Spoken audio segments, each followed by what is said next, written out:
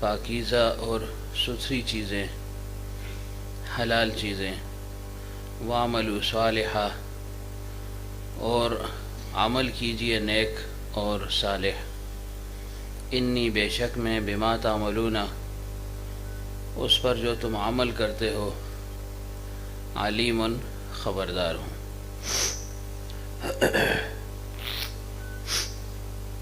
اس آیت کے متعلق سابقہ درس میں بھی تفصیل کے ساتھ ذکر ہوا تھا کہ اس آیت کا مطلب کیا ہے، مراد کیا ہے اور مقصود کیا ہے، کیا پیغام ہے اللہ تعالیٰ کی طرف سے، کیا حکم ہے، کیا نصیحت ہے۔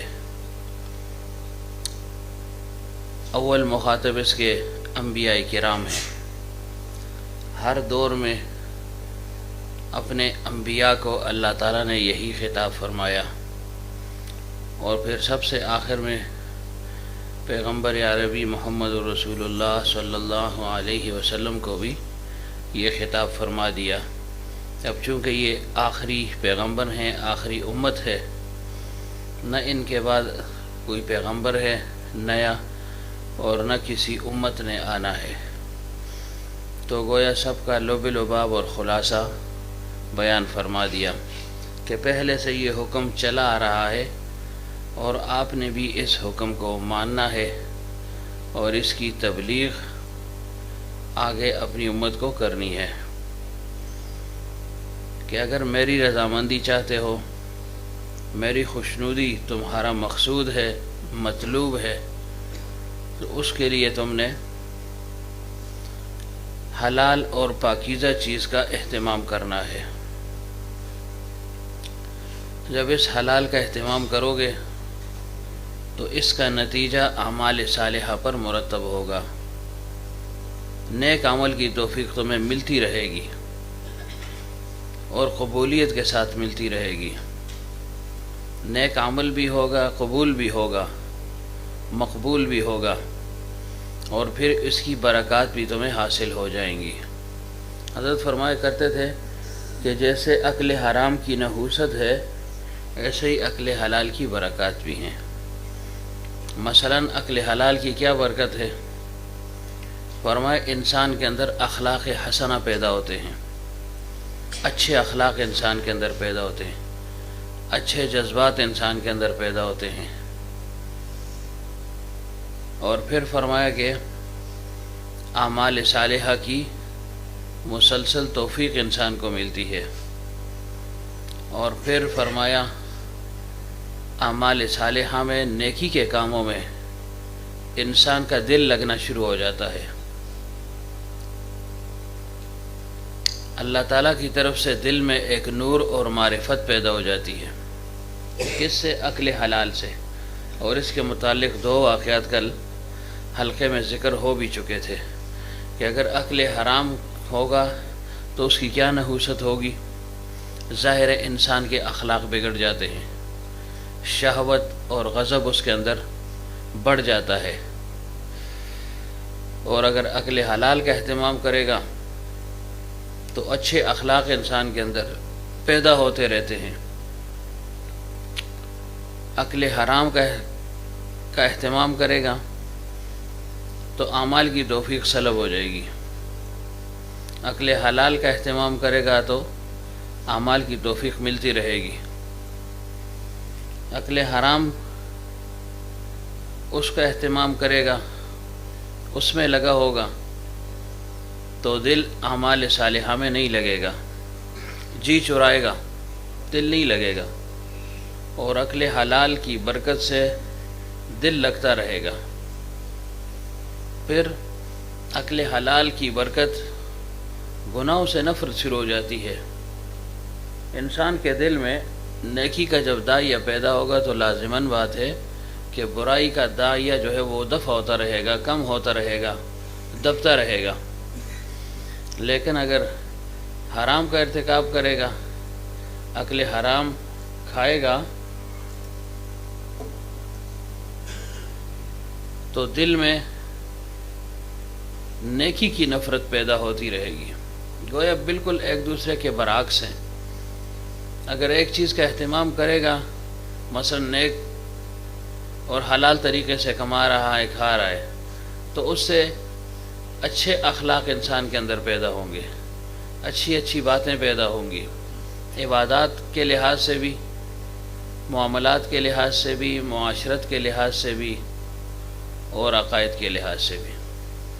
اور اگر حرام کا مرتکب ہوگا تو ظاہر یہ سب چیزیں نہیں ہوں گی، بلکہ اس کا عکس ہی ہوگا۔ مثلا عقل حلال سے دل میں نور پیدا ہوتا ہے، تو عقل حرام سے دل میں ظلمت پیدا ہوگی۔ عقل حلال کی برکت سے دعا قبول ہوگی، تو حرام کے کھانے سے، عقل حرام سے دعا قبول نہیں ہوگی۔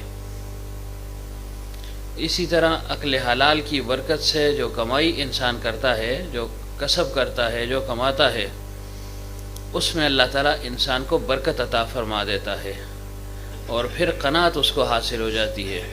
اور عقل حرام میں کمائی میں برکت بھی ختم ہو گئی، اور وصف قناعت بھی چھین گیا۔ کیوں؟ حل میں مزید میں لگا رہتا ہے، طلب ہوتی ہے مزید کی، زیادہ سے زیادہ کمانے کا شوق ہو جاتا ہے، اور اس میں پھر حلال اور حرام کی تمیز نہیں رہتی۔ بعض اوقات جو حرام ہے اس میں بظاہر یعنی برکت نظر آتی ہے، چیز زیادہ نظر آتی ہے، لیکن حقیقت میں اس میں برکت ہوتی نہیں ہے۔ اور برکت صرف حصی لحاظ سے ایک چیز کا بڑھ جانا، اس کو نہیں کہتے۔ ایک چیز بڑھ گئی تو ہم کہتے ہیں یہ برکت ہے، بلکہ چیز کے بڑھنے کے ساتھ ساتھ اگر وہ نہ بھی بڑھے، مثلا کم چیز ہے لیکن اس میں اللہ تعالیٰ برکت کو ڈال دیتا ہے، وہ زیادہ استعمال ہو جاتی ہے، یا اچھی جگہوں پر وہ مال استعمال ہو جاتا ہے، یہ بھی ایک برکت ہے۔ اور اگر غلط طریقے سے مال کمایا، حرام طریقے سے، مشکوک طریقے سے، تو اگرچہ وہ مال بہت زیادہ ہو لیکن وہ اچھی جگہوں پر پھر نہیں لگتا۔ گناہ کے ذریعے سے وہ مال حاصل ہوا، حرام کے ذریعے سے حاصل ہوا، حرام ہی کی راہ میں وہ مال خرچ ہوتا رہتا ہے، لٹاتا رہتا ہے پھر۔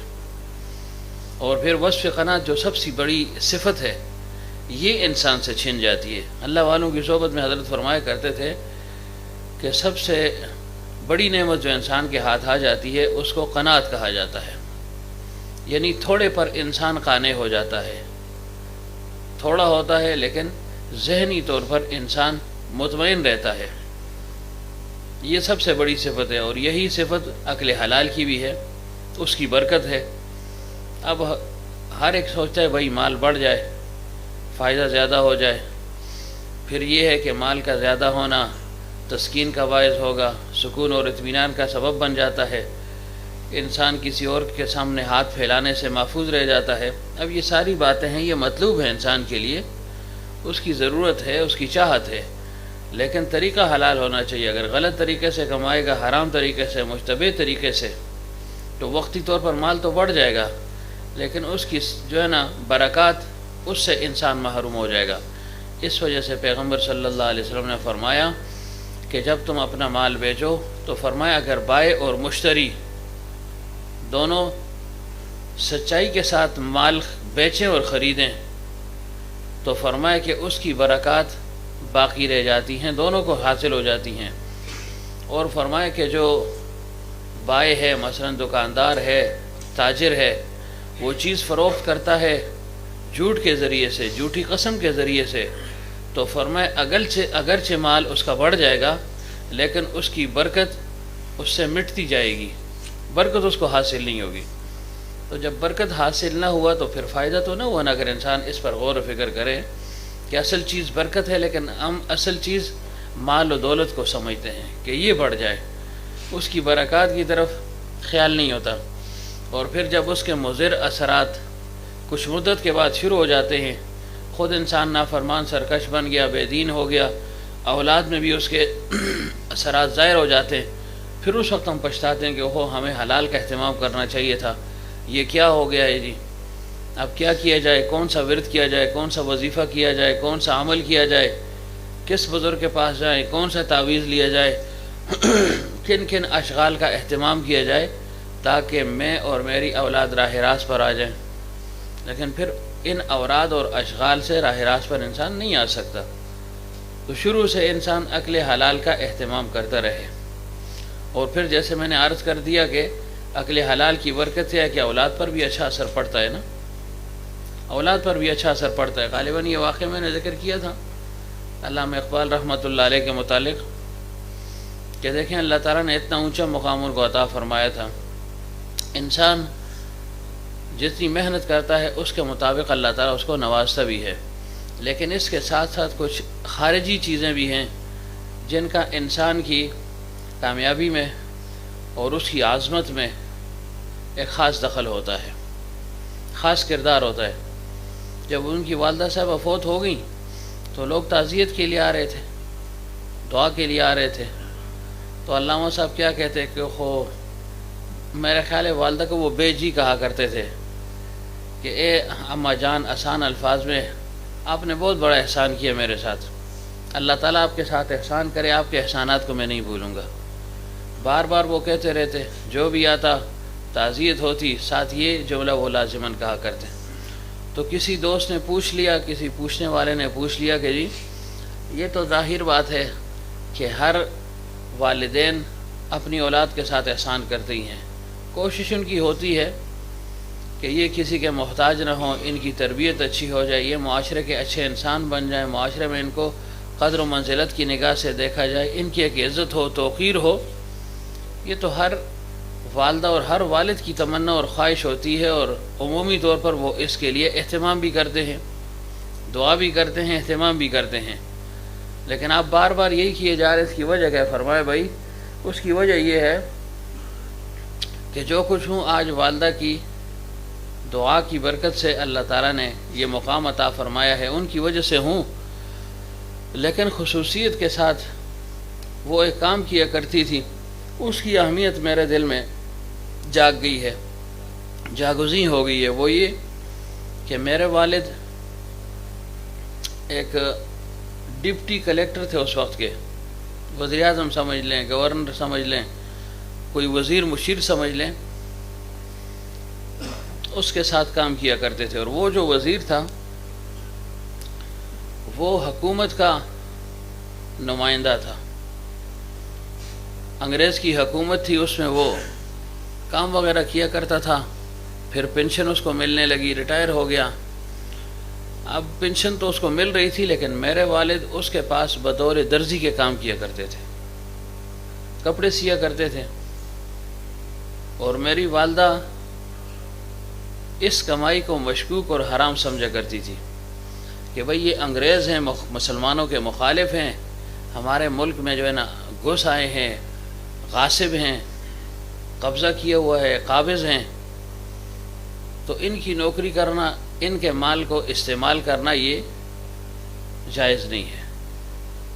لیکن والد صاحب تھے کہ وہ نوکری کیا کرتے تھے، والدہ نے یہ اہتمام کیا کہ والد جو کر کما کر لایا کرتے تھے اس میں سے استعمال نہیں کیا کرتے تھے، نہیں کھاتے تھے۔ اور میں چھوٹا سا تھا تو والدہ نے میرے دودھ کی خاطر اور اپنے استعمال کے لیے، ضرورت کے لیے ایک بکری خرید لی، بکری خریدی، اور اس کا دودھ خود استعمال کرتے اور مجھے استعمال کروایا کرتے تھے۔ اور بارہا کہنے کے باوجود بھی والد نے اس نوکری کو نہ چھوڑا۔ لیکن کچھ مدت جب گزر گئی کہ بھئی یہ بچہ اور اس کی ماں خاص اپنے لیے اس بکری کے دودھ کا اہتمام کرتے ہیں، اور کوئی روکی سوکھی کہیں مل گئی تو اس کو کھا لیتے ہیں، لیکن میرا جو کمایا ہوا ہے اس کو استعمال نہیں کرتے، اور میں تو کماتے ہی ان کے لیے ہوں۔ اب یہ استعمال نہیں کر رہے تو اس کمائی کا فائدہ کیا ہے؟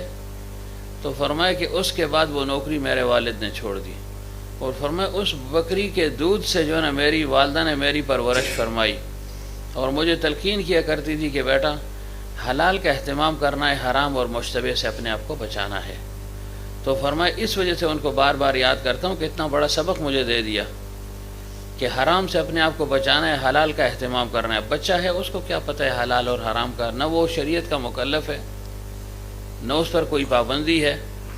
لیکن ظاہر ہے جب شروع سے بچوں کو یہ عادت آپ ڈلوائیں گے تو آئندہ چل کر یہ بات ان کے ذہن میں بیٹھ جائے گی کہ بھئی یہ بھی کوئی کام ہے، یہ بھی کوئی بات ہے، اس کا وہ اہتمام کرے گا۔ لیکن اگر یہ باتیں ان کو نہ سکھلائی جائیں، نہ بتلائی جائیں، تو ظاہر ہے آگے چل کر پھر جب نوجوان ہو جاتے ہیں، پھر میدان میں نکلتے ہیں، ظاہر یہ کمائی وغیرہ یہ تو انسان کی ضرورت ہے، لازم اور فرض اس پر نان نفقہ ہے اپنا، بیوی کا، بچوں کا، والدین کا، تو پھر وہ اس میں اہتمام نہیں کرتا۔ تو شروع سے انسان اپنے بچوں کو اچھے کاموں کی، اچھی چیزوں کی، نیکیوں کی رغبت دلائے، شوق دلائے، کام ان سے کروائے۔ جیسے حضرت فرمایا کرتے تھے نا کہ صدقہ اور خیرات دینا یہ مستقل عبادت ہے، لیکن فرمایا کرتے تھے کہ اس میں بچوں کو استعمال کیا جائے، یعنی بچوں کے ذریعے سے صدقہ اور خیرات دیا جائے۔ کیوں؟ مثلا باہر سائل آ گیا، مانگا اس نے، آپ کو اندازہ ہو گیا کوئی مانگنے والا ہے، تو فرمایا بچوں کے ہاتھ اس کو دے دیا کرو، خود دینا چاہیے اور ساتھ بچوں کے ہاتھ اس کو دے دیا کرو۔ کیوں؟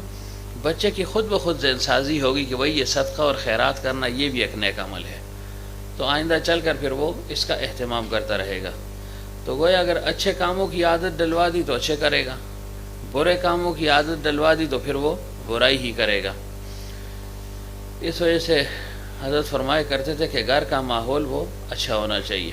کیوں؟ کچھ چیزیں تو آپ بچوں کو ہاتھ پکڑ کر، بٹھا کر، سنا کر، دکھلا کر گویا دکھانا چاہتے ہیں، ان کی تربیت کرتے ہیں اس طریقے سے، لیکن کچھ چیزیں بچے ماحول سے سیکھ لیتے ہیں، والدین کو دیکھتے ہیں، ان کی نشست و برخاست کو دیکھتے ہیں، ان کے بول چال کو دیکھتے ہیں، اٹھنے بیٹھنے کو دیکھتے ہیں، ایک دوسرے کے ساتھ تعلقات کو دیکھتے ہیں، رویوں کو دیکھتے ہیں، اس سے بچہ سیکھ لیتا ہے۔ بعد میں اگر آپ بہت کہیں کہ یہ ہمارا اپنا معاملہ تھا، تم ایسے نہ ہو، تمہیں یہ رویہ اختیار نہیں کرنا، وہ کب جو ہے نا ہوتا ہے، پھر وہ ایک چیز اس کے ذہن میں جو ہے نا رچ بس جاتی ہے۔ اس وجہ سے گھر کے ماحول کو بھی سازگار بنانا ہے، اچھا بنانا ہے، اور اس میں خصوصیت کے ساتھ عورت کا بہت بڑا دخل ہوتا ہے، بیوی کا یعنی، اور پھر بالطبع اور جو عورتیں ہیں گھر میں، مثلا والدہ ہے، بہنیں ہیں، ان کو بھی اس چیز کا اہتمام ہونا چاہیے۔ تو بہرحال یہ عقل حلال کی برکات ہے جی۔ اور پھر سب سے بڑی بات کہ عقل حلال میں اللہ تعالیٰ کی رضامندی ہے، جیسے کل میں نے آخر میں عرض کیا، اور پیغمبر صلی اللہ علیہ وسلم کی رضامندی ہے، اللہ تعالیٰ کی اطاعت ہے، پیغمبر صلی اللہ علیہ وسلم کی اتباع ہے۔ تو ظاہر ہے اطاعت اور اتباع ہوگی تو خوشنودی حاصل ہوگی، مقصود حاصل ہوگا۔ اب اللہ کو بھی ناراض کر دیا، پیغمبر صلی اللہ علیہ وسلم کو بھی ناراض کر دیا، تو ہاتھ تو کچھ نہ آیا نا۔ سب سے بڑی بے برکتی تو یہی ہوگی نا کہ حرام کما رہا ہے، خوش ہو رہا ہے کہ جی مال بڑھ گیا ہے، لگا رہا ہے جی، صدقے اور خیرات بھی کر رہا ہے، حالانکہ صدقے اور خیرات اس کے قبول نہیں ہوتے، صدقے اور خیرات کرنے کے باوجود جہنم میں جائے گا۔ لیکن اس کے اوپر اللہ اور اس کے پیغمبر صلی اللہ علیہ وسلم کو ناراض بھی کر دیا ہے۔ تو اس مال کے جو ہے نا کمانے کا فائدہ کیا ہے؟ دیکھیں عام طور سے اگر ایک انسان والدین کا نافرمان ہو اور وہ بہت کمائے تو وہ ان کے دل میں وہ گھر نہیں کر سکتا، دل سے وہ گر جاتا ہے، وہ کہتے ہیں یار ہمیں اس کے مال کی کیا ضرورت ہے، یہ ہے ہی نافرمان ہے، ہماری تو مانتا نہیں ہے، اس کے اندر اطاعت اتباع کا جذبہ نہیں ہے، ماننے کا جذبہ نہیں ہے، خدمت کا جذبہ نہیں ہے، تو لاکھوں کمائے ہمیں کیا ہے۔ لیکن اگر تھوڑا کما رہا ہے اور خدمتگار ہے، تابعدار ہے، تو والدین اس سے خوش ہو جاتے ہیں۔ تو گویا ایسے ہی ہے کہ ایک انسان کما رہا ہے، حلال طریقے سے کما رہا ہے، تھوڑا کما رہا ہے، لیکن اس کو اللہ اور اس کے پیغمبر صلی اللہ علیہ وسلم کی خوشنودی حاصل ہوگی۔ اور اگر بہت کما رہا ہے، حرام طریقے سے کما رہا ہے، تو خوشنودی کیا کہ غضب الہی کا شکار ہو جاتا ہے، اور فرشتوں کی لعنت اس پر وارد ہوتی ہے، پیغمبر صلی اللہ علیہ وسلم کی لعنت اس پر وارد ہوتی ہے، اور اپنی امت سے اس کو خارج فرما دیا کہ جو دھوکہ کرتا ہے، فراڈ کرتا ہے، غلے کو روکتا ہے، ایسے مختلف حدیث کو جمع کر لے تو خلاصہ کیا ہے؟ پیغمبر صلی اللہ علیہ وسلم فرماتے ہیں یہ میرا نہیں ہے، میری امت میں سے نہیں ہے۔ اور پیغمبر صلی اللہ علیہ وسلم نے فرمایا جو حلال اور حرام کی تمیز کے ساتھ زندگی نہیں گزارتا، حلال اور حرام کی تمیز کے ساتھ کماتا نہیں ہے، یعنی اس کو یہ پرواہ نہیں ہے کہ حلال طریقے سے کما رہا ہوں، حرام سے کما رہا ہوں، حلال سے آ رہا ہے یا حرام سے آ رہا ہے، فرمایا اللہ تعالیٰ کو بھی پرواہ نہیں ہوتی کہ اس کو جہنم میں کس رخ پر پھینک دے۔ فرمایا اس کی پرواہ پھر اللہ تعالیٰ بھی نہیں فرماتا، کیوں؟ اس نے اللہ تعالیٰ کی پرواہ نہیں کی، اللہ تعالیٰ پھر اس کی بھی پرواہ نہیں کرتا۔ تو بہرحال اور پھر آخری بات کیا ہے جی؟ عقل حلال سے جنت کا داخلہ اور دخول وہ لازم اور ضروری بن جاتا ہے۔ حلال کمائے گا تو نتیجہ کیا ہے؟ جب رضائے الہی حاصل ہوگی تو اس کا آخری نتیجہ وہ جنت پر مرتب ہوگا. انسان کو جنت حاصل ہو جائے گی، پھر اس کی نعمتیں اس کو حاصل ہو جائیں گی، اور پھر اللہ تعالیٰ کی زیارت اور دیدار اس کو نصیب ہوگا. اور جو عقل حرام میں لگ گیا تو ظاہر ہے رضائے الہی بھی حاصل نہ ہوا، پیغمبر کی خوشنودی بھی حاصل نہ ہوئی، جنت سے بھی روک دیا گیا، جہنم میں جائے گا، اور پھر جو جہنم کے عذابات ہیں اس میں جو ہے نا وہ پڑا رہے گا. تو گویا خسرت دنیا والآخرہ، دنیا کا خسران بھی ہو گیا اور آخرت کا خسران اور نقصان تو ہے ہی. تو اس وجہ سے اس چیز کا اہتمام کرنا چاہیے. جی بار بار ایک چیز بیان ہو تو بعض اوقات انسان اکتا بھی جاتا ہے نا، لیکن بار بار بیان کرنے سے یہ کہ ایک بات ذہن نشین ہو جاتی ہے، چاہے اکتائے یا نہ اکتائے، خوش ہو یا خفا ہو، لیکن بات ذہن نشین ہو جاتی ہے، لاشعور میں ایک بات بیٹھ جاتی ہے. پھر انسان اگر ایک مرتبہ نہیں، دو مرتبہ نہیں، کسی نہ کسی وقت اللہ تعالیٰ اس کو عمل کی توفیق عطا فرما ہی دیتا ہے. تو بہرحال یعنی عرض کیا کر رہا تھا کہ حلال کا اہتمام کرے، اور اس کی عجیب و غریب برکات ہیں. جیسے کل جو ہے نا ایک دو واقعات میں نے ذکر کر دیے تھے نا. اب دیکھیں مولانا مظفر حسین کاندیلوی رحمۃ اللہ علیہ کے متعلق آتا ہے، ان کا اپنا ایک طریقہ تھا. ہر بزرگ کا تبلیغ کا، واعظ کا اپنا ایک طریقہ ہوا کرتا ہے. بس ایسے سمجھے بعض بیٹھ کر لوگوں کی اصلاح کرتے ہیں اور بعض چلتے پھرتے لوگوں کی اصلاح کرتے ہیں، یا کبھی اپنی جگہ پر رہتے ہیں، کبھی جو ہے نا سفر پر نکل گئے اصلاح کی نیت سے. گویا حضرت فرمایا کرتے تھے بعض خانقاہیں اپنی جگہ پر موجود ہوتی ہیں اور بعض بزرگ جو ہے نا وہ چلتے پھرتے ہیں، گویا موبائل خانقاہ ہوتی ہے. تو مولانا مظفر حسین کاندیلوی رحمۃ اللہ علیہ کا طریقہ اور ترجیح ہوا کرتا تھا، کبھی کبھی سفر پر نکل جایا کرتے تھے، جو آس پاس کے یا ذرا دور دراز کے علاقے ہوا کرتے تھے وہاں پر چلے جایا کرتے تھے. دیہاتوں میں عمومی طور پر دیہاتی لوگ ان چیزوں سے اور ان باتوں سے ناواقف ہوتے ہیں، کوئی ان کو بات پہنچانے والا ہوتا نہیں ہے، سمجھانے والا ہوتا نہیں ہے، اس وجہ سے وہ بیچارے اندھیرے میں چلے جاتے ہیں، ان کو علم ہی نہیں ہوتا. تو مولانا مظفر حسین کاندیلوی رحمۃ اللہ علیہ کے متعلق آتا ہے کہ ایک دفعہ یہ سفر پر تھے، راستے میں ایک جگہ انہوں نے پڑاؤ ڈالا، ایک مسجد تھی، مسجد میں جا کر ٹھہر گئے. پہلے لوگ مسافر خانے ہوا کرتے تھے، وہاں پر ٹھہر جایا کرتے تھے، یا کوئی ایسی سایہ دار سی جگہ ہوتی تھی وہاں پر جا کر ٹھہر جایا کرتے تھے. سفر ہوا کرتے تھے لمبے تو جگہ جگہ پر وہ رک جایا کرتے تھے، اور خصوصیت کے ساتھ مساجد میں جا کر ٹھہر جایا کرتے تھے. مساجد گویا اس لحاظ سے ایک بہت بڑا سایہ ہوا کرتا تھا لوگوں کے لیے. اب تو وہ معاملہ ہی نہیں رہا، چوری چکاری خیانت اتنی بڑھ گئی ہے، دھوکہ دہی، کہ اب سب سے زیادہ جو ہے نا اہتمام مساجد کا کیا جاتا ہے. حالانکہ مسجد سب کے لیے جو ہے نا اور سب کی نگاہ میں ایک ہی ہے، عظمت والی ہے، عزت والی جگہ ہے، مقدس جگہ ہے، لیکن اب اس کا تقدس بھی پامال ہو گیا ہے. پہلے اگر لوگ چوری چکاری کیا کرتے تھے، ایک دوسرے کے گھروں میں گھس جایا کرتے تھے، تالے توڑ دیا کرتے تھے، دکانوں سے چیزیں لے جایا کرتے تھے، مسجد کے قریب کوئی نہیں آتا تھا. بڑے سے بڑا چور بھی ہوتا اس کی جرت نہ ہوتی کہ بھئی مسجد میں جاؤں اور مسجد سے چوری کر لوں. اب سب سے آسان ذریعہ گویا کمائی کا کیا ہے طریقہ، وہ سب سے آسان اور سہل وہ مسجد ہے. مسجد ہے، کوئی پوچھنے والا نہیں ہے، یا کہ ہر ایک کے ذہن میں ہوتا ہے بھئی یہ اللہ تعالیٰ کا گھر ہے تو کون ایسی جرت کر سکتا ہے. لیکن اب جو ہے نا ایسے جری لوگ پیدا ہو گئے. ہمارے گاؤں میں تو عمومی طور پر ہر سال میں خصوصاً یہ جب مکئی کی فصل جو ہے نا شروع ہو جاتی ہے نا اور یہ اپنے جو ہے نا اختتام تک پہنچتی ہے، تو ظاہر اس وقت پھر وہ سارے راستے جو ہے نا بند ہو جاتے ہیں، اندھیرا چھا جاتا ہے.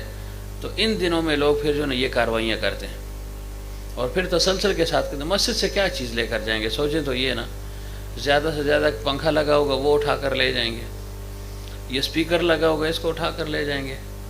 اب ذرا جدت آ گئی ہے، سہولت آ گئی ہے، بیٹریاں لگا دیتے ہیں تو وہ ان کو قیمتی چیز نظر آتی ہے اس کو اٹھا کر لے جاتے ہیں.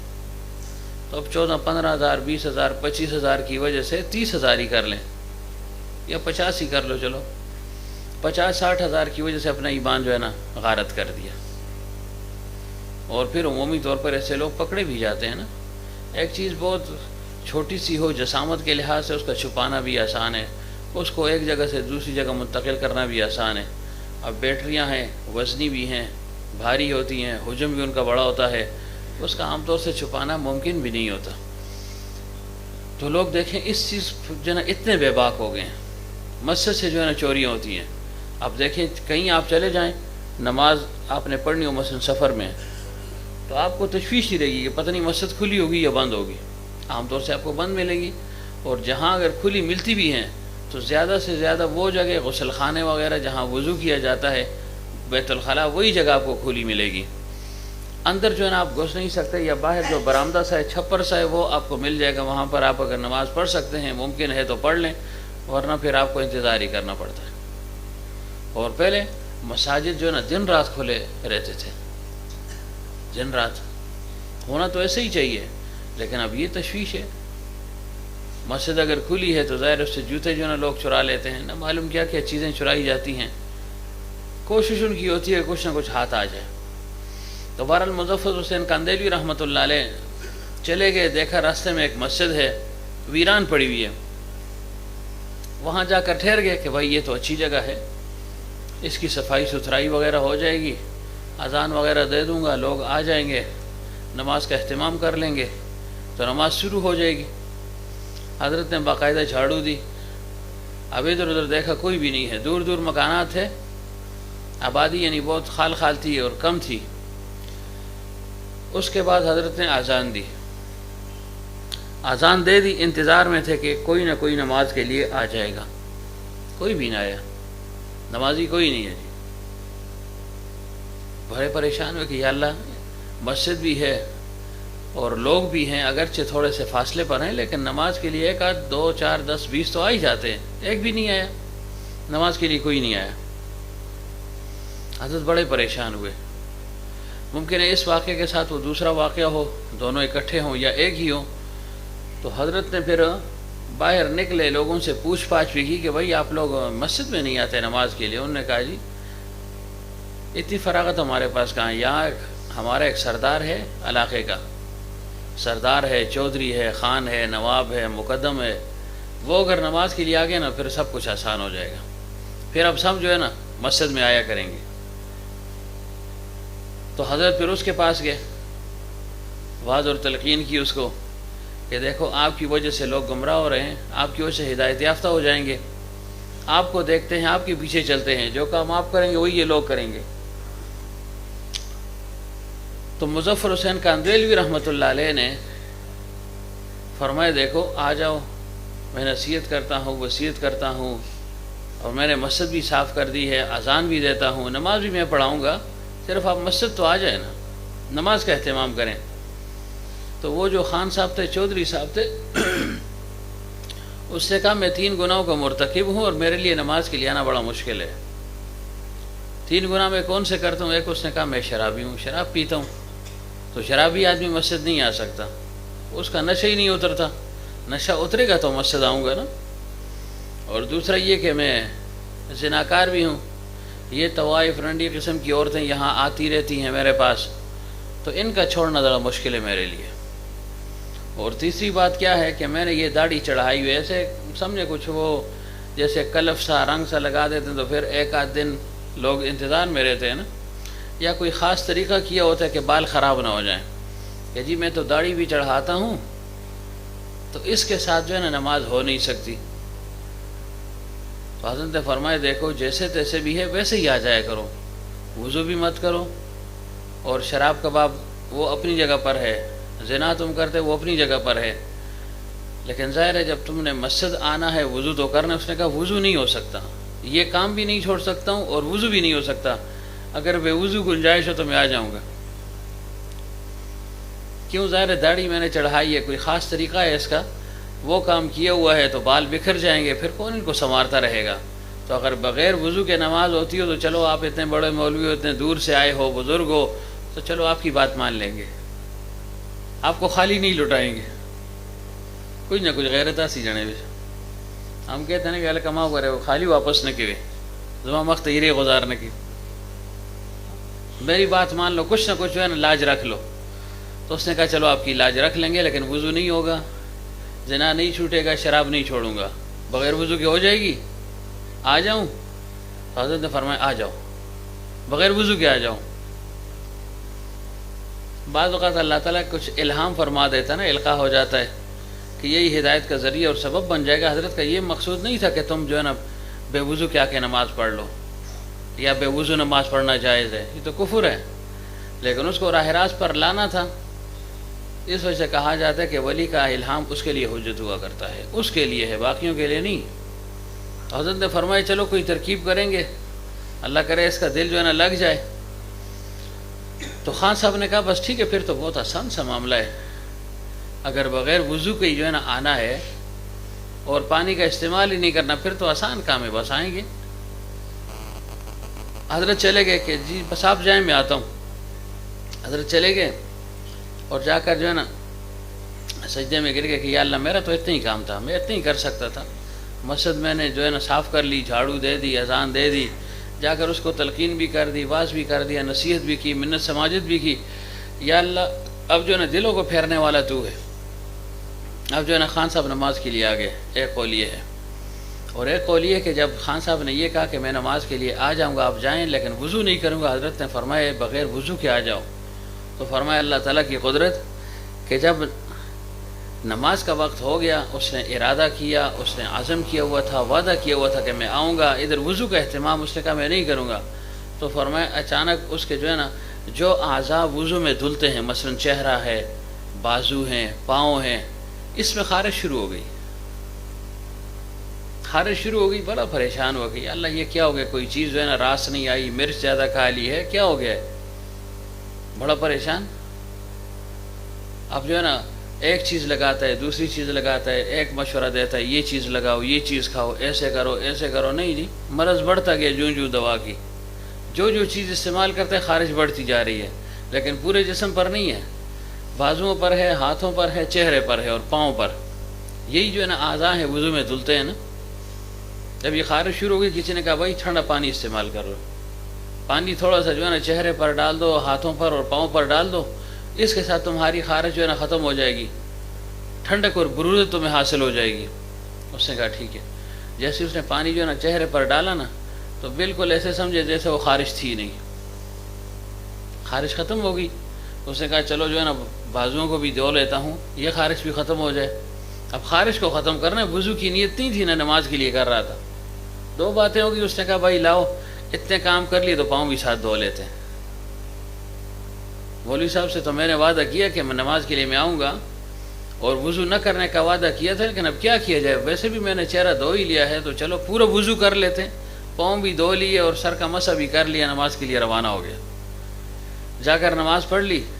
حضرت نے دعا کی تھی، اللہ تعالیٰ نے قبول فرما دی، صدق کے دل سے دعا کی تھی اور اخلاص اور الہیت کے ساتھ کی تھی نا، دل میں ایک ڈر تھا۔ تو جب نماز اس نے پڑھ لی تو خان صاحب نے کہا کہ آپ کی بات میں نے مان لی، اچھا آپ کی بات میں نے مان لی ہے، اور آئندہ میں آؤں یا نہ آؤں مجھ پر جو ہے نا کوئی گرفت آپ کی طرف سے نہیں ہوگی، اور اگر آؤں گا بھی تو وضو نہیں کروں گا۔ آج بھی میں نے کیا نہیں ہے لیکن مجبوراً کر لیا۔ کیوں؟ اس وجہ سے کیا ہے کہ جو ہے نا خارش شروع ہو گئی۔ تو حضرت نے فرمایا بھائی تمہاری مرضی ہے، میں نے تو یہ کہا تھا صرف مسجد آنا، بس بات ختم۔ اب خدا کی قدرت دوسرا وقت جب ہوا، جیسے ہی مثلا ظہر کا وقت ہوا یا عشاء کا وقت تھا یا مغرب کا وقت تھا، جو نماز کا وقت قریب آتا اچانک اس پر جو ہے نا خارش شروع ہو جایا کرتی تھی، اور انہی اعضاء میں جو اعضاء وضو میں انسان دھوتا ہے دھلتے ہیں، خارش شروع ہو گئی۔ بڑا پریشان ہو، یار عجیب ماجرا ہے، ویسے میں ٹھیک ٹھاک ہوں، ادھر سے جو ہے نا مؤذن نے اذان دی، ادھر خارش شروع ہو گئی۔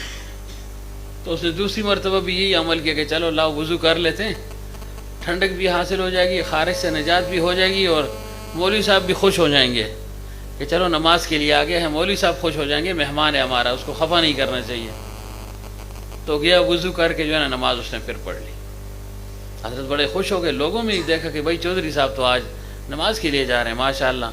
تو ایک آیا، دوسرا آیا، تیسرا آیا، لوگ جو ہے نا چلتے چلتے نمازی بن گئے، مسجد بھر گئی۔ تو بالآخر وہ سمجھ گیا، ایک دو دن جب ایسے گزرے نا کہ بھائی جب نماز کا وقت ہوتا ہے تو خارش شروع ہو جاتی، اس نے کہا خو مولوی صاحب نے تو بغیر وضو کے اجازت دے دی، لیکن اللہ تعالیٰ نے نہیں چھوڑا، وضو کروا کر جو ہے نا مجھے چھوڑا ہے۔ تو عرض یہ کر رہا ہوں کہ حضرت تو اس طریقے سے لوگوں کو بلایا کرتے تھے، مسجد آباد ہو گئی۔ اور ایک قول یہ ہے کہ حضرت نے اذان دے دی، مسجد میں کوئی نہیں تھا، آس پاس لوگوں کو کہہ دیا، لیکن کسی نے اس بات کو کچھ سمجھا ہی نہیں ہے، بس ایسے جیسے سنی انسنی کر دی۔ حضرت نے ایک وقت کی جو ہے نا اذان دی نماز پڑھی، کوئی نہیں تھا، دوسرے وقت اذان دی نماز پڑھی، تیسرا وقت، چوتھا وقت، یہاں تک کہ عشاء کا وقت ہو گیا، مغرب اور عشاء کا وقت تھا۔ اذان دے دی، حضرت نے اکیلے خود نماز پڑھی، کوئی بھی نمازی نہیں ہے۔ اب بھی دیکھیں نمازی نہیں، اب تو وہ تو ویران مسجد تھی نا، اب تو آباد مسجد، مسجدوں پر کتنے خرچے ہوتے ہیں، کرنا بھی چاہیے کہ ظاہر ہے ہم اپنے مکانوں پر اتنا خرچہ کرتے ہیں تو کم از کم اللہ تعالیٰ کا گھر تو زیادہ جو ہے نا خوبصورت ہونا چاہیے نا، تاکہ جو غیر مسلم لوگ ہیں ان پر اچھا اثر پڑے کہ مسلمانوں کی عبادت گاہ ہے، یہ جمع ہونے کی یہ جگہ ہے، تو دیکھو اتنا اچھا گھر انہوں نے بنایا ہے۔ حضرت عثمان رضی اللہ عنہ نے اسی بات کو مد نظر رکھتے ہوئے مسجد نبی میں آرائش اور زیبائش فرمائی تھی۔ تو بہرحال حضرت نے اذان دے دی، نماز اپنی پڑھ لی، انتظار میں کہ یا اللہ کوئی نماز کے لیے بھی نہیں آیا، اور مسافروں کھانے کا کیا ہوگا، کھانا کون دے گا، جب مسجد میں کوئی آئے گا نہیں تو مجھے کون پوچھے گا، مسجد میں آئیں گے تو کہیں گے چلو بھائی مسافر آ گیا ہے اس کو کھانا کھلانا ہے۔ اب تو اگر پتہ لگ گیا کہ مسجد میں مسافر گھس آئے تو آخر بس مسجد ہی کیوں نہیں جو لوگ پھر دھرے ہوئے ہیں، ہاں یہ بس پڑا رہے ادھر، اب جو ہے نا وہ پڑا رہے جو مرضی ہے کرتا رہے۔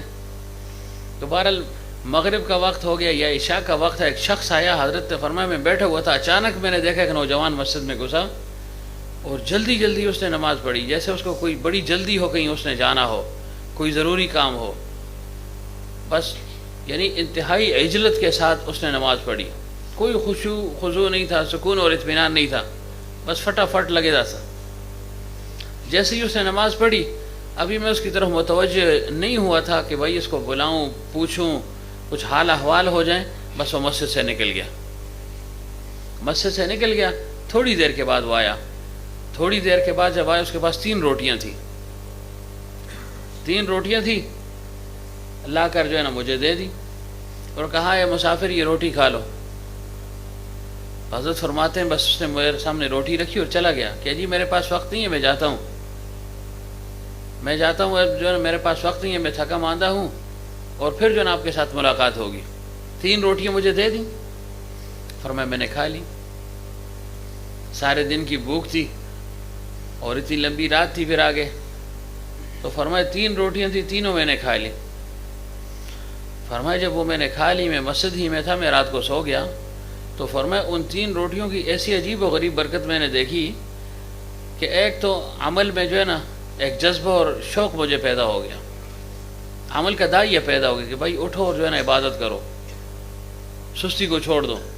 اور دوسرا فرمایا عبادت کرنے کے بعد جب میں سو گیا تو رات کو مجھے پیغمبر عربی محمد رسول اللہ صلی اللہ علیہ وسلم کی زیارت نصیب ہوئی، تو میں بہت زیادہ خوش ہوا۔ صبح ہو گئی اور بڑا میں جو ہے نا تر و تازہ خوش باش تھا کہ یا اللہ عمل کی توفیق بھی مل گئی اور پیغمبر صلی اللہ علیہ وسلم کی زیارت بھی نصیب ہو گئی، اس سے بڑا انعام کیا ہو سکتا ہے۔ فرمایا میں بیٹھا رہا، اگلے دن بھی میں نے حسب معمول اذان دی، نماز اپنی اکیلے پڑھی، کوئی نمازی نہیں آیا۔ ایسے ہی چلتے چلتے شام کا وقت ہو گیا، شام تک گویا یہ دوسرا دن ہے، کوئی نمازی نہیں ہے، میں اکیلے ہی اذان بھی دے رہا ہوں، اقامت بھی کر رہا ہوں اور جو ہے نا نماز بھی پڑھ رہا ہوں۔ فرمایا دوسرا دن ہو گیا تو دیکھا کہ یہی شخص، یہی نوجوان اسی پرانی حیات پر، اسی طریقے پر جلدی سے مسجد میں داخل ہوا، نہ میرے ساتھ کوئی جو ہے نا بات نہ کلام، کچھ نہیں، آیا بس جو ہے نا اللہ اکبر نماز کے لیے کھڑا ہو گیا، اور بڑی تیزی کے ساتھ اس نے جلدی اس نے نماز ادا کر دی۔ نماز ادا کرتے ہی مسجد سے نکل گیا۔ میں سوچ رہا تھا کہ آج جو ہے نا روٹی کا انتظام کیسے ہوگا، کون لائے گا، کہاں سے لائے گا، تو میں نے دیکھا تھوڑی دیر کے بعد وہ نوجوان آ گیا، 2 روٹیاں تھیں اس کے ہاتھ میں، 2 روٹیاں لا کر اس نے میرے حوالے کر دی کہ ہاں مسافر یہ 2 روٹیاں کھا لو، آپ بھوکے ہوں گے، یہ کھانا کھا لیں، اور میرے پاس وقت نہیں ہے، میں جا رہا ہوں، تھکا ماندہ آدمی ہوں اور میں جاتا ہوں۔ اور میں پھر خاموش ہو گیا کہ بھائی میرے پاس بیٹھا ہی نہیں ہے، کچھ بات تو اسے کر لوں، لیکن وہ موقع ہی نہیں دے رہا، بس ایسے جیسے بھاگنے والا ہو، نظریں چراتا ہے، بس آتا ہے، روٹی دیتا ہے اور جو ہے نا بھاگ جاتا ہے۔ فرمایا دوسرے دن وہ 2 روٹیاں میں نے کھائیں، اسی سابقہ ترتیب سے پھر جو ہے نا وہی اس کی برکات اللہ تعالیٰ نے ظاہر فرما دی، بس میرا جو ہے نا شوق پیدا ہو گیا عبادت کی طرف. عبادت تو میں ویسے بھی کر رہا تھا, لیکن ان کھانے کے بعد کچھ عجیب و غریب جو ہے نا میں یعنی حلاوت محسوس کرتا تھا. اور پھر فرمایا کہ حسب معمول سابقہ رات کی طرح پھر رات کو اللہ کے حبیب محمد رسول اللہ صلی اللہ علیہ وسلم کی زیارت مجھے نصیب ہوئی. 2 راتیں ہو گئی. میں بڑا خوش تھا کہ ماشاءاللہ اس کھانے میں کوئی کمال ہے. میں اس نتیجے تک پہنچ گیا کہ بھائی ان روٹیوں میں, اس کھانے میں اگرچہ روکھی سوکھی روٹیاں ہیں, سادہ سی روٹیاں ہیں, کچھ مرغن غذا بھی نہیں ہے, ساتھ سالن وغیرہ کچھ نہیں ہے, لیکن ان کی عجیب و غریب برکات ہیں کہ 2 دن تک مسلسل مجھے زیارت بھی نصیب ہوگی اور اعمال کا داعیہ بھی پیدا ہو رہا ہے, شوق اور جو ہے نا مزہ بھی محسوس ہو رہا ہے, دل میرا لگ رہا ہے. تو میں بیٹھا رہا اس مسجد میں. میں نے کہا شاید پھر کوئی نمازی آ جائے, یا کم از کم یہ آدمی تو آئے گا نا, تو اس کو آج بٹھاؤں گا اور اس کے ساتھ بات کروں گا کہ یہ کرتا کیا ہے, کیا طریقہ ہے اس کا, کہاں سے کماتا ہے, کہ اتنی اس کی برکات ہیں. فرمایا تیسرے دن میں نے پھر جو ہے نا حسب معمول صبح فجر میں اذان دی, نماز پڑھی, کوئی نہیں آیا. ظہر کا وقت بھی گیا, عصر بھی گیا, مغرب کا وقت ہو گیا, مغرب کی نماز میں نے پھر اکیلے پڑھ لی, کوئی نہیں آیا, کوئی بھی نہیں آیا. کسی بھی غیرت نہ سی رہا, چلو جلدی ہی رہو. بعض اوقات لوگ غیرت کی وجہ سے بھی ایک کام کر لیتے ہیں کہ بھائی ہماری مسجد میں مثلا جماعت والے آئے ہوئے ہیں, چلو یار اور دنوں میں جاتے ہی نہیں, آ جائے گا تو چلا جائے, 2-4 چلے جاتے ہیں, اصل صاف ہی کافر ہیں نا, چلو جو ہے نا سامنے ہو جاؤ, جاؤ یا نہ جاؤ, بس ہے نا سکا ارادے ہی لکھال چھوڑے ہو. وہ ہمارے گاؤں میں لوگ جو ہے نا ارادے لکھواتے تھے, تو اب وہ سمجھدار ہو گئے, اس نے کہا نہیں ایسے ارادہ نہیں, اٹھو جو ہے نا باقاعدہ ہمارے ساتھ جاؤ گے, پکڑ کر لے جاتے ہیں نا. یہ ساری عمر آپ کا ارادہ ہی ہے, کبھی جو ہے نا حقیقت میں بدلا نہیں ہے. کہ ارادے پر ایک نیکی ملتی ہے نا, سارے اٹھ کے آتے ہیں جی مڑا بھی ارادہ ہے جی, اصل پتہ ہونا ہے نا نہیں چلنا کسی پر, یہ تھے نہیں آتے تھا, مسجد ہی نہیں آتے تھے. تو بہرحال حضرت فرماتے ہیں کہ تیسرا دن ہو گیا, میں اسی انتظار میں تھا, دیکھا یہ نوجوان پھر آیا اسی اپنی اس پرانی ترتیب سے, حسب معمول آیا, مسجد میں داخل ہوا, جلدی جلدی اس نے مغرب کی نماز ادا کی یا عشاء کی نماز ہی ادا کر لی. اور میری خواہش تھی کہ یہ میرے ساتھ بیٹھے, میں اس کے ساتھ بات کروں, لیکن مجھے بات کا موقع اس نے نہیں دیا. پھر بس نماز پڑھتے ہی نکل گیا. جب یہ نکل گیا تھوڑی دیر کے بعد یہ 1 روٹی لایا. پہلے دن 3 روٹیاں لایا تھا, دوسرے دن 2 روٹیاں لایا, تیسرے دن 1 روٹی لایا. اور مجھے کہا ہے مسافر یہ کھانا کھا لو تو مہربانی کرو خدا دا واسطے کل جلدہ رہی ہیں, تو بس یہ 1 روٹی کھا لو, اور جو ہے نا کل آپ نے یہاں سے جانا ہے, مزید آپ نہ رکیں, مہربانی ہوگی آپ کی, بس اتنا بہت ہو گیا ہے. 3 دن جو ہے نا مہمانی تھی وہ میں نے کر لی آپ کی, اب مزید مہمانی نہیں ہو سکے گی. تو یہ بھی آداب میں سے نا, کوئی کسی کا مہمان بن جائے تو اگر انتہائی ضرورت ہو تو 3 دن تک چلو مہمان بن جائے, تیسرے دن کے بعد خود بخود چلا جائے. ہماری پشتوں میں کہتے ہیں بیسری نبین روان شوی, ہم المسیح سے پوگدو شکن بیتی بین روان شی. پھر ہر ایک جو ہے نا جھگڑتا بھی ہے اندر, جو ہے نا گھر والی سے اس کے ساتھ بھی لگا رہتے ہیں, بچے بھی تنگ پریشان, کیا مصیبت ہے. تو اس وجہ سے اگلوں کا جو ہے نا وہ جو کچھ انہوں نے کیا ہے, کوئی صدقہ خیرات, اس کو ضائع بھی نہیں کرنا چاہیے نا. تو ضائع نہ کرنے میں مہمان کا دخل ہے. ہاں ایسا بے تکلف مہمان ہو کہ جس کو اس چیز کا یعنی احساس یا پرواہ نہ ہو کہ کیا دیا کیا کھایا, وہ تو الگ بات ہے. لیکن عام طور سے لوگ پھر اہتمام کرتے ہیں کہ چلو مہمان ہے بھائی, کچھ نہ کچھ تو ہونا چاہیے. اب ادھر وسعت نہیں ہے, ادھر مہمان ہے, تو انسان پھر پھنس جاتا ہے نا, پھر اس پر ایک بوجھ پڑ جاتا ہے. تو بوجھ بھی نہیں ڈالنا کسی پر. تو بہرحال حضرت فرماتے ہیں کہ تیسرے دن اس سے کھانا لایا, اور بڑی منت اور سماجت کی اس نے کہا جی کل آپ نے نہیں رکنا جی. تو فرمایا میں نے اس کو بٹھایا کہ بیٹھو بیٹھو, اور مجھے جو ہے نا حقیقت, اس نے کہا جی حقیقت کچھ نہیں ہے, بس آپ نے کل نہیں جو ہے نا رکنا یہاں پر, بس کل نہیں رکنا. حضرت نے فرمایا, میں نے کہا کیوں؟ سے کہا کل روٹی نہیں ملے گی, کل مشکل ہے, بس اس لیے کہہ رہا ہوں یہاں سے آپ چلے جائیں. حضرت نے فرمایا, میں نے اس کو بٹھایا کہ دیکھو میں اس وقت تک نہیں جاؤں گا جب تک تم جو ہے نا حقیقت نہیں بتاؤ گے, بیٹھو, میں کچھ پوچھوں گا تم نے بتانا ہے. کہ بیٹھ گیا وہ. تو حضرت نے فرمایا, بھائی یہ بتاؤ کیا وجہ ہے, تم کہتے ہو یہاں سے جاؤ اور تم نے رکنا نہیں ہے. چلو یہ بات تو جیسے تیسے بھی تم نے کر لی, لیکن آخر کوئی وجہ ہوگی. اس نے کہا حضرت پہلے دن جب آپ آئے مہمان تھے, میں نماز کے لیے آیا, میں مزدور کار آدمی ہوں, سارا دن میں مزدوری کرتا ہوں, حق حلال کی جو ہے نا کمائی کرتا ہوں, کمانے کی کوشش کرتا ہوں. شام کو کچھ مل جاتا ہے تو اس سے جو ہے نا ہم کچھ اپنے لیے روٹی پکا لیتے ہیں. ایک میں ہوں گھر میں, ایک میری بیوی ہے اور ایک بچہ ہے, 3 آدمی ہم گھر میں. تو 3 روٹیوں سے پک جاتی ہیں, ایک ایک ہم سب کھا لیتے ہیں. اگلے دن پھر میں مزدوری کے لیے نکل جاتا ہوں, پھر کچھ نہ کچھ ہاتھ آ جاتا ہے. اس ترتیب سے ہماری زندگی گزرتی ہے. قسم پرسی کی زندگی ہے, فقر کی زندگی ہے, وسعت اور فراوانی ایسے نہیں ہے. لیکن پھر بھی اللہ تعالیٰ کا شکر ہے کہ کچھ نہ کچھ مل جاتا ہے. اور میں جو ہے نا مزدور کار آدمی ہوں, خیانت میں نہیں کرتا ہوں, انتہائی ایمانداری کے ساتھ کام کرتا ہوں. تھکا ماندہ ہوں, آ کر ادھر نماز پڑھ لیتا ہوں, رات کو آ جاتا ہوں, دن کو میں جہاں ہوں تو وہاں پڑھ لیتا ہوں. اس وجہ سے میں جاتا ہوں, فی الفور آرام کر لیتا ہوں تاکہ صبح پھر جو ہے نا تازہ دم ہو کر میں مزدوری کے لیے جا سکوں. کمائی تو لازم اور ضروری ہے مجھ پر, کہاں سے جو ہے نا ان کو کھلاؤں گا اگر نہیں جاؤں گا. تو آج جب آپ آئے پہلی رات تو میں نے گھر والوں سے جا کر کہا کہ دیکھو مسجد میں ایک مہمان ہے اور اس کے کھانے کا کیا انتظام ہونا چاہیے. تو بیوی نے کہا دیکھو ایک روٹی میری ہے, میں بھی جو ہے نا قربانی کر لیتی ہوں, ایک تمہاری ہے اور ایک بچہ ہے, آج اس کو بھی بلا پسلا کر سلا دیں گے, اس کی روٹی بھی لے جاؤ, آخر مہمان ہے. تو میں نے کہا چلو ٹھیک ہے. تو 3 روٹیاں تھیں, ہم 3 آدمی تھے, وہ 3 روٹیاں لا کر آپ کو کھلا دی.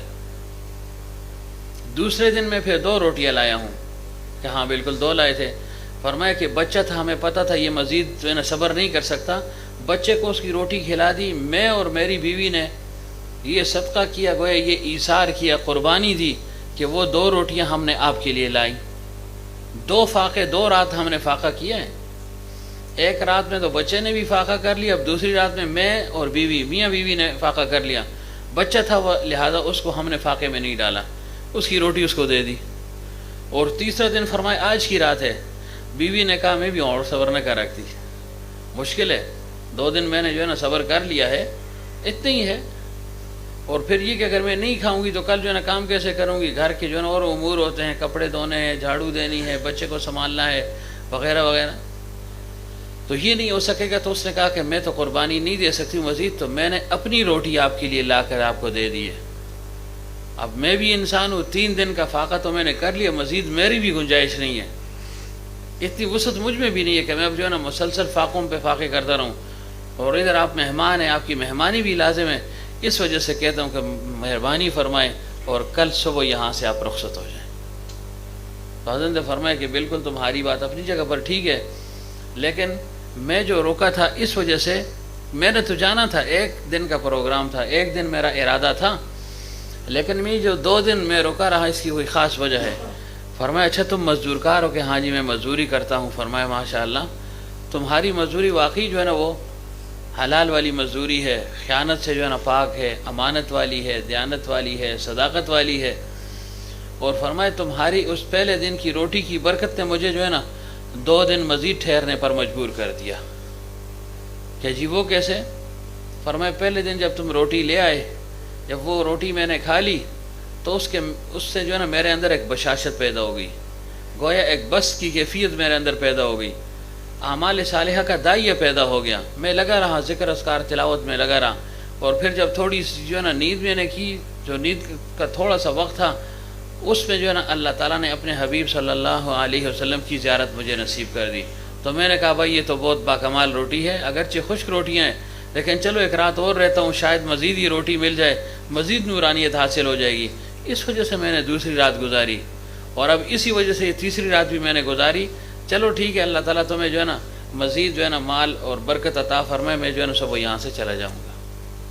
اب دیکھیں یہ عقل حلال کی برکات ہیں. ہم کہتے ہیں نا کہ بس مرغن ہو, زیادہ ہو, چاہت تو ہر ایک کی ہے, سب سے پہلے میری اور پھر آپ کی ہوگی, لیکن یہ کہ برکت تو الگ ایک چیز ہے نا, برکت تو الگ چیز ہے. ہاں حلال ہو اور بہت ہو پھر تو واقعتاً اس کی برکات پھر سب سے بڑھ کر ہیں, پھر تو نور علی نور ہے. لیکن عام طور سے جو ہے نا اس کا اہتمام نہیں ہوتا نا, یہ کہنے کا مقصد ہے. اب دیکھو حلال تھا, کتنی برکتیں. بعض اوقات دیکھیں آپ نے خود بھی تجربہ کیا ہوگا, عام سا آدمی ہوتا ہے, کوئی سادہ بادہ آدمی ہوتا ہے, فقیر سا ہوتا ہے, آپ کی دعوت کر لیتے ہیں. دوسری طرف جو ہے نا اچھے کھاتے پیتے گھرانے کے دوست احباب آپ کی دعوت کرتے ہیں, تو عام طور سے یہ ہم نے سنا کہ بھئی فلاں آدمی کی دعوت ہم نے کھائی, بڑی سادہ تھی لیکن مجھ مزہ آئے. یہ تو عام طور سے جو ہے نا ہمارے جو ہے نا مشاہدے کی باتیں ہیں نا کہ بہت مزہ آیا ہے. تو اس کی وجہ یہ ہوتی ہے, دیکھیں کھانا پکانا اپنی جگہ پر, اچھے طریقے سے پکا وہ لذت اپنی جگہ پر ہے, ظاہر ہے پھر انسان رغبت کے ساتھ کھاتا ہے، شوق کے ساتھ کھاتا ہے، زیادہ بھی کھاتا ہے، لیکن عام طور سے اگر ایسے جو ہے نا اگر آپ اس کا تقابل کریں تو یہی نتیجہ ہوگا کہ اس شخص کے جو ہے نا دعوت میں اخلاص ہوتا ہے۔ اس وجہ سے ہمارے اکابر حضرت نانوتوی رحمۃ اللہ علیہ خصوصیت کے ساتھ جب کوئی فقیر وغیرہ غریب آدمی آ کر دعوت دیتا فی الفور قبول کر لیتے، اور اگر کوئی جو ہے نا اچھا آدمی ہوتا، پیسے والا آدمی ہوتا، وہ دعوت کرتا تو حضرت فی الفور اس کی دعوت قبول نہیں کیا کرتے تھے، پس و پیش فرما لیا کرتے تھے کہ چلو ہو جائے گا، دیکھ لیں گے، کر لیں گے، موقع ملا تو آپ کو بتا دوں گا۔ اور غریب اور فقیر کا ایک دم جو ہے نا قبول فرماتے۔ کسی نے کہا حضرت یہ کیوں؟ فرمایا اس میں اخلاص اور الہیت زیادہ ہے، اور ان دوسروں میں اخلاص اور الہیت کم، تکلفات زیادہ ہوتے ہیں، یہاں بے تکلفی ہوتی ہے۔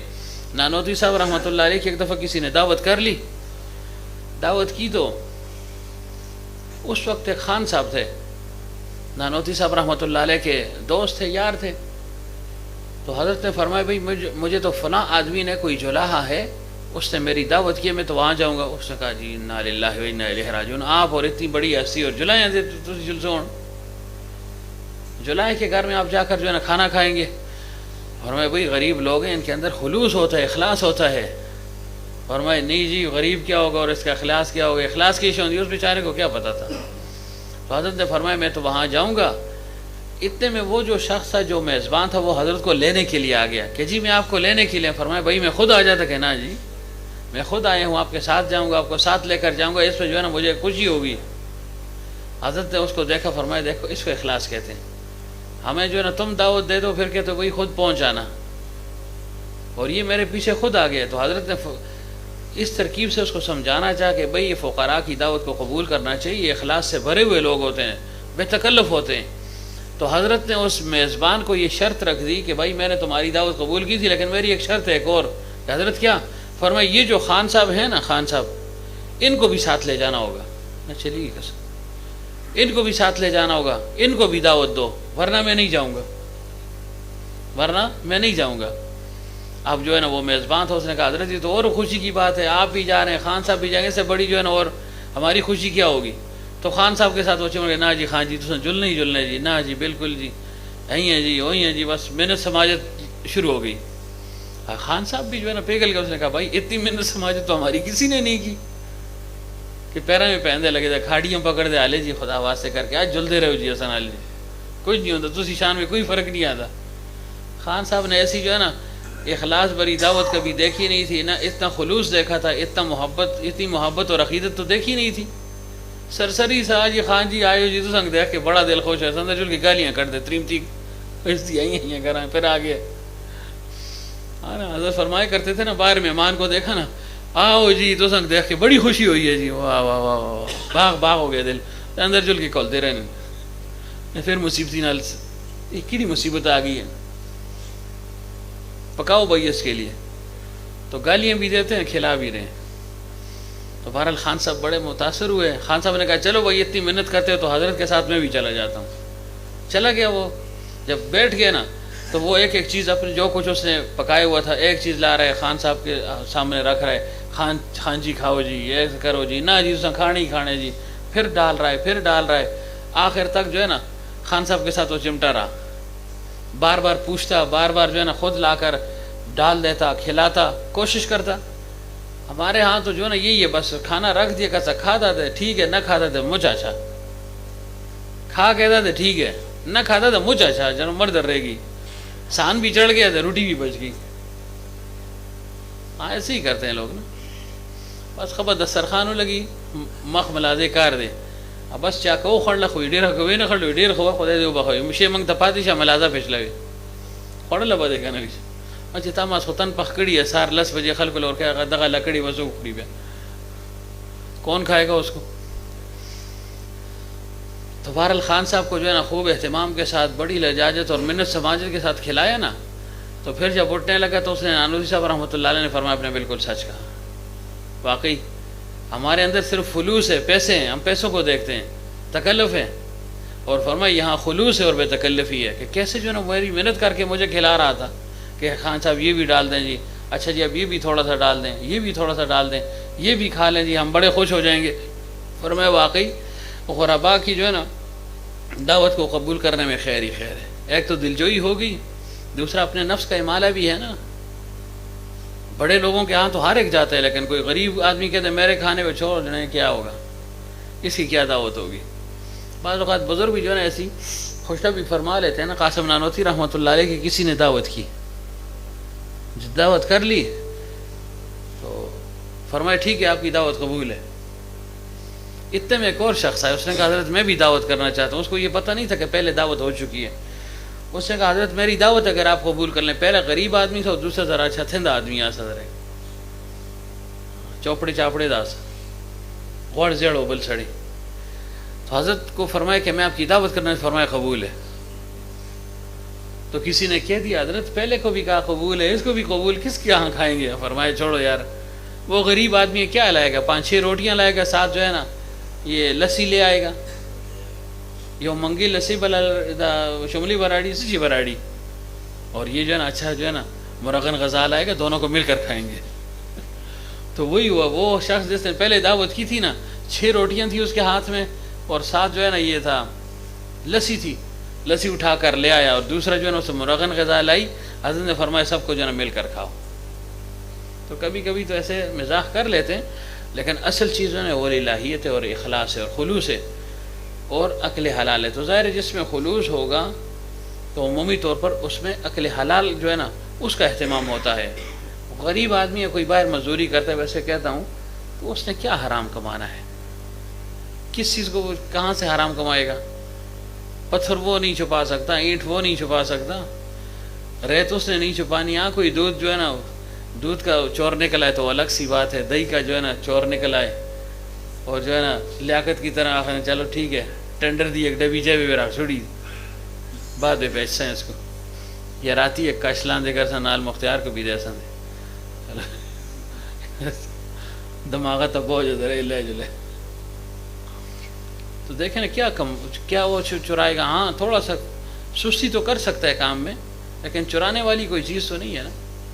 پتھر کوٹ رہا ہے سارا دن تو کیا پتھروں کو چھپا کر کیا کرے گا. تو عام طور سے اللہ تعالیٰ ان کو یہ برکت عطا فرما دیتا ہے. اسی وجہ سے فرمائے سب سے بہترین کھانا وہ جو انسان اپنے ہاتھ سے جو ہے نا کمائے. تو یہ ظاہر ہے جو مزدور کار لوگ ہیں ان کا براہ راست ہاتھ سے ہی کمائی ہوتی ہے نا. باقی دیکھیں جیسے اطباء ہیں، دکاندار ہیں، تاجر ہیں، وہ بھی کما رہے ہیں، لیکن ان کا جسمانی جو ہے نا عمل دخل اس میں کم ہے نا، جسم کم تھکتا ہے اور اس میں جو ہے نا جسمانی تھکاوٹ بھی ہو جاتی ہے. اس وجہ سے فرمایا کہ اس میں اللہ تعالیٰ نے برکات کو زیادہ رکھے. اسی وجہ سے حضرت معاذ بن جبل رضی اللہ عنہ کو پیغمبر صلی اللہ علیہ وسلم نے مدینہ منورہ میں مقرر فرما دیا. کسی غزوہ میں جا رہے تھے تو فرمایا کہ آپ نے جو ہے نا اہتمام سنبھالنا ہے، نمازوں وغیرہ کا اہتمام آپ نے کرنا ہے. تو جب واپس آئے تو معاذ بن جبل رضی اللہ عنہ کے ساتھ پیغمبر صلی اللہ علیہ وسلم جب مصافحہ فرمایا تو دیکھا کہ ان کے ہاتھ کچھ کھردرے سے لہسن سے کرڑشیو. تو فرمایا معاذ جی کیا ہو گیا، مطلب تمہارے ہاتھ تو بڑے نرم تھے اور ہاتھوں میں اتنی سختی اور کھردرا پن ہے. فرمایا اللہ کے رسول صلی اللہ علیہ وسلم آپ جب سے گئے تو ظاہر پورا مدینہ منورہ میرے حوالے کر دیا. تو کسی کی لکڑیاں نہیں تھی تو جا کر ان کی لکڑی لایا کرتا تھا، کسی کی ایک ضرورت، کسی کی دوسری ضرورت، کسی کی تیسری ضرورت. تو میں تو لوگوں کی ضرورتیں ہی پوری کرتا رہا نا. یہ تو نہیں کہ بس صرف امام بس مسیحی بھی اللہ اکبر باقی اپنی مرضی جو مرضی کرو. فرمایا چونکہ سب کے کام حوالے تھے تو جس کا جو کام تھا جو نہیں کر سکتا تھا وہ میں کرتا تھا. اس سے فرمایا ہاتھوں میں یہ کھردرا پن آ گیا. اور گھر والوں کے لیے بھی جو ہے نا میں لکڑیاں جنگل سے لا کر کاٹ کر بیچا کرتا تھا اور اس سے میں اپنا گزر اوقات کرتا ہوں. تو پیغمبر صلی اللہ علیہ وسلم نے ان کے دونوں ہاتھوں کو چوما اور فرمایا کہ یہ ہاتھ جہنم میں نہیں جائیں گے، ان ہاتھوں پر جہنم کی آگ حرام ہے. کیا مطلب کہ کسب حلال میں معاش میں جو بھاگ دوڑ ہوتی ہے، جو انسان تھکتا ہے، فرمایا اس کی برکت یہ ہے کہ اللہ تعالیٰ اس پر جو ہے نار جہنم کو حرام فرما دیتا ہے. اللہ تعالیٰ ہمیں بھی عقل حلال کی توفیق عطا فرمائے اور حرام سے اللہ تعالیٰ ہم سب کو بچنے کی توفیق عطا فرمائے. وآخر دعوانا الحمدللہ رب العالمین.